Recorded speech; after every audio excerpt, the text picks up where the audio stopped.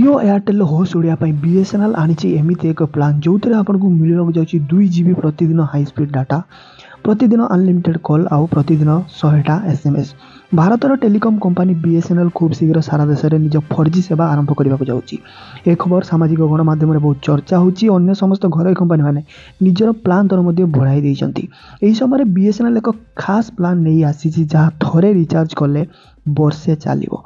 एथिरे प्रतिदिन 2 GB data unlimited calling अनेक बेनिफिट मिलिबो। आसंतु जानिबा बीएसएनएल यही प्लान रे कौन कौन रही। यही प्लान दाम रहिबो 2399 टंका अर्थात मासिक प्राय 185 टंका। प्लान ले आपको प्रतिदिन 2 GB हाई स्पीड डाटा 100टी एसएमएस सारा देश में कौन भी नेटवर्क को आप अनलिमिटेड कॉल करेंगे। यह सहित Zing music BSNL tune hard gamings अनेक फायदा मिल कही रखुच्छे। रिलायंस जियो एयरटेल और वोडाफोन भली प्राइवेट टेलीकॉम कंपनी मैंने निकटने निजर प्लान दाम बढ़ाई देइछंती। यहाँ फल कोटी कोटी लोक झटका लगी।